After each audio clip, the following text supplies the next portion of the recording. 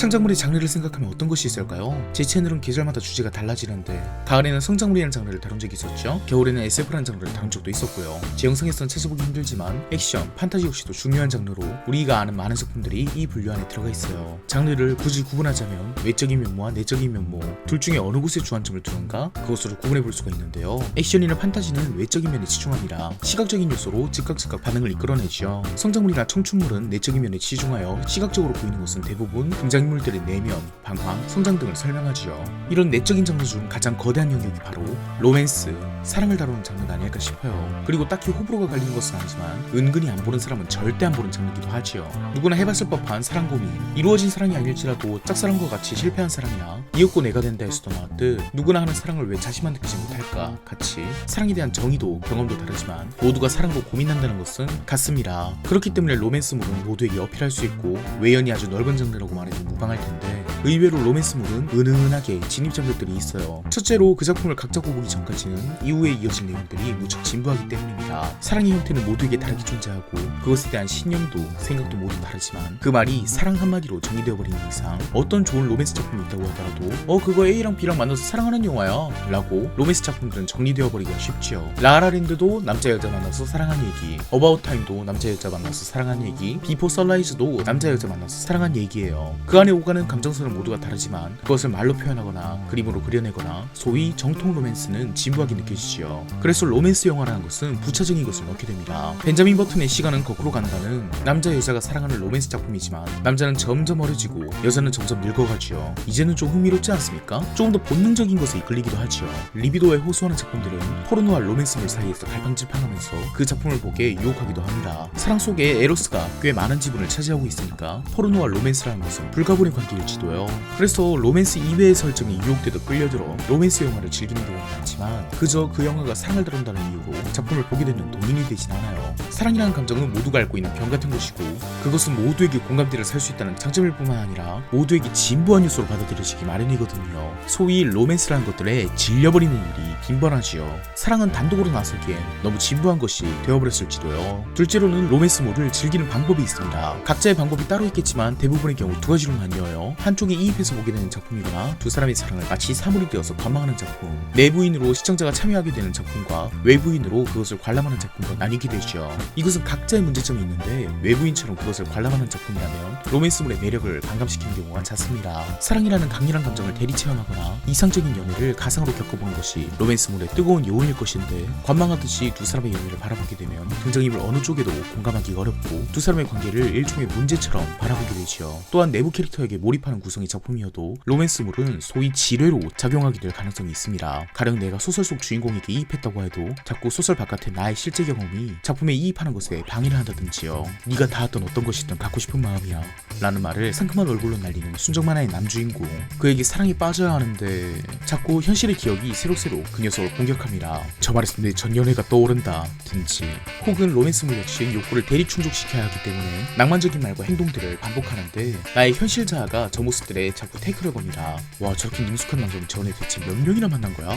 가족들과 시간을 보내는 것을 즐기는 내성적인 인간이 옷을 저렇게 잘 입고 나온다고? 몰입형 작품이라서 오히려 몰입이 깨져버리는 불상사가 일어나죠. 이런 작품들은 밋밋한 여자 주인공이 많아요. 미소녀 연애 시뮬레이션에서 중상위권의 성적, 덥수룩한 머리, 교우관계가 불량한 적당히 히로인에게만 집중할 수 있는 남자 캐릭터를 미연씨 남캐라고 부르듯이 순정 만화에서 흔히 나오는 여자 캐릭터들은 우유부단하고 자신의 마음을 자기도 눈치채지 못하며 자신감이 없고 소심해서 상대가 다가오길 기다리며 친구 중에는 꼭 주인공을 여동생처럼 안타깝게 여기면서 직설적인 말을 툭툭 내뱉지만 그것이 관계의 해결책이 되는 말을 하는 친구가 하나 있고, 털털하고 내숭 없는 성격이라고 말하지만 이것은 남주에게도 XX도 여자였구나 같은 말을 듣기 위한 장치이며 말은 솔직히 애교 수준으로 하는 주제에 왠지 얼토당토 알가닥으로 인식되고 있는 묘한 여자 주인공들이 많기 때문에 이들은 보통 이입을 위한 주인공이라 주인공 주제에 모브나 다름없는 관계로 이것 때문에 로맨스를 못 보는 사람도 많습니다. 이입을 하기 위해 밋밋하려고 만든 설정들이 요즘 시대에는 오히려 바람 포인트로 작용해요. 이입형 주인공들은 보통 만화에 많죠. 그래서 로맨스 작품들은 의외로 다독하기 어렵습니다. 내 현실 자아가 납득할 정도로 적당히 리얼하고 그 와중에 내 낭만이 자극될 정도로 적절히 환상적이며 그 안에서 옛 트라우마들이 자극되지 않을 정도,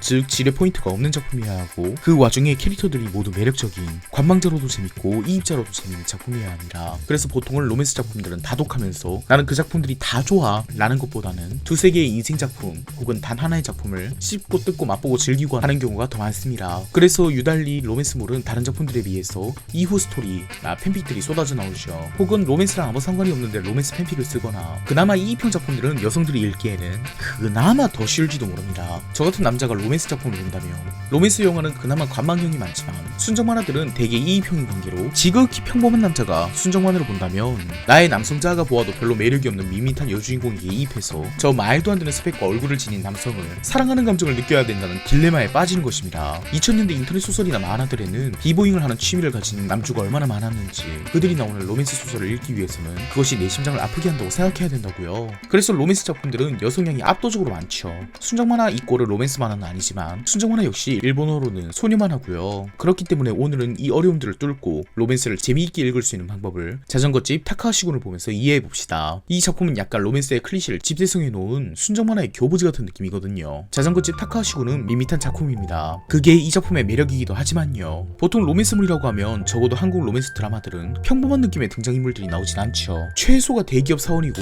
로케이션 언제나 서울, 지방이 배경이라고 하더라도 지방보다는 관광지란 느낌이 더 강한 아름다운 배경임이 많이 느껴집니다. 왜냐면 위에서도 언급했듯이 로맨스물은 사랑만으로는 밋밋하기 때문이에요. 재벌 이세와의 사랑을 봐도 밋밋할 판국에 평범한 사람과 평범한 사람의 사랑을 보는 곳에는 이끌리게 될 동인이 별로 없지요. 하지만 자전거집 타카하시군은 좋은 의미로 기대를 배신합니다. 이 작품에 나오는 주요 인물은 단 두 사람, 주인공 한노 토모코와 자전거집의 타카하시군. 두 사람 다 평범하게 그지없습니다. 순정만화 주인공이라고 믿기지 않을 정도로요. 한노 토모코는 30살, 일본 나이로 30이니까 한국 나이로는 32살이고 뭐 딱히 성공한 커리어우먼? 뭐 그런 것도 아닙니다. 교토에서 적당한 직장을 다니는 사원. 갖고 있는 문제도 어마어마하진 않아요. 어머니에게 사랑을 못 받아서 집에 자신이 있을 곳이 없다고 생각하는 정도? 그 외로는 회사 상사에게 성희롱을 당한다거나 고졸 사원이라서 무시를 당한다거나 그 정도? 취미도 별다를 것이 없습니다. 집에서 만화책이나 애니메이션 보기, 기분 안 좋을 때 이자카야에서 술 마시기 정도? 한노 토모코는 전형적인 이입형 주인공이죠. 너무 리얼하게 현실에 있을 법한 캐릭터라 조금 당혹스러울 정도의 주인공입니다. 물론 32살에 저렇게까지 순박한 사람이 있을까 싶긴 하지만 밋밋한 여주로는 적당하죠. 이 작품의 제목인 자전거집 타카하시군. 타카하시군이 그럼 안 평범하냐고요? 얘도 굳이 따지면 잘생기고 키 큰 거 외에는 평범해요. 순정만화 남주가 잘생기지 않으면 안 되겠죠. 교토에서 할아버지가 하던 자전거 정비를 물려받아서 같이 하고 있는 타카하시군은 한노 토모코보다 4살 어린 26살. 보통은 정비복을 입고 기름때가 묻어있는, 딱히 뭐 모아놓은 돈이 많다거나 스펙이 엄청나다거나 그런 비현실적으로 속물적인 매력이 없는 캐릭터입니다. 그럼 조금 어른의 사랑을 다루는 거냐고요? 좀 끈적하고 그런 세계? 순정만화 특징답게 섹스 정도는 하긴 하지만 딱히 리비도를 자극하는 작품은 아닙니다. 둘 다 한국 나이로 30원전인데 할 수도 있죠. 그런 것까지도 쓸데없이 리얼한 작품이에요. 그렇기 때문에 오히려 이 작품은 순정만화의 교보지로 삼기에 적절합니다. 자전거집 타카하시군을 계속 읽게 만드는 동력은 타카하시군의 매력 하나뿐이거든요.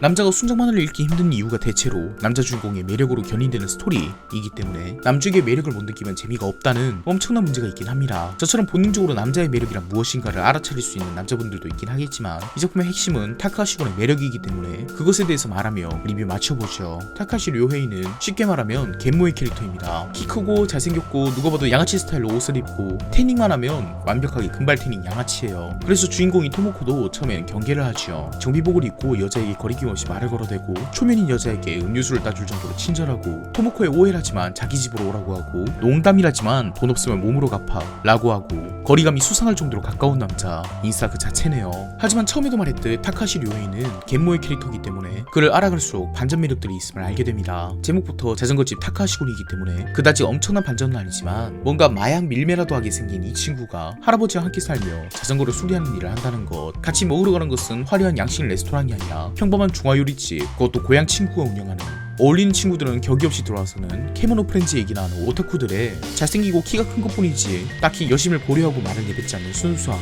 좋으면 좋다 싫으면 싫다 직설적인 캐릭터에 외모는 좀 양아치 같긴 하지만 타카하시군은 소위 말하는 무해한 캐릭터입니다. 겉과 속이 다르지도 않고 딱히 그렇다고 심사가 비틀린 사람도 아니죠. 관계는 마음의 준비가 안 되었다는 주인공에게 그럼 마음의 준비 다 되면 말해 라고 말하는 묘한 쿨함까지 겸비하고 있기 때문에 타카하시군의 매력 포인트는 말 그대로 유해해 보였던 무해한 남자, 그 갭에서 오는 것이 큽니다. 있습니다. 요즘 유행이라고들 하죠. 공대 너드남. 물론 이 말을 하면 진짜들이 찾아왔어 진짜 공대 너드남들은 엉망진창이고 라고 말하지만, 유행은 고려 대상에서 옮겨가는 것이잖아요. 파이의 촉촉한 부분과 바삭한 부분 중에 바삭파가 더 많아졌다고. 진짜 바삭한 건 이미 저 새까맣게 탄 저 쓰레기인데 당신이 바삭한 것을 선호한다고 할 수 있는가? 라고 해봐야 아무 소용없는 거니까요. 그건 애초에 파이가 아니었고 앞으로도 아닐 거라 그 설명은 생략한 것 뿐이잖아요. 연상의 여자가 좋다는 사람들에게 할머니 사랑꾼이냐고 묻는 사람은 없듯이요. 공대 너드남이란 여성들의 유행 자체가 남성의 무해함을 바라는 것이 늘었다고 분석돼요. 사회 갈등이 끝없이 치솟으면서 여성들은 남성 집단을 무서워하는 경우가 많아졌고, 그래서 너드남들의 조건 중 하나가 동성 친구들이 없을 것이죠. 혹은 친구들도 다 비슷비슷한 사람들이거든요. 자전거치 타카시군이 인기를 끈 요소도 바로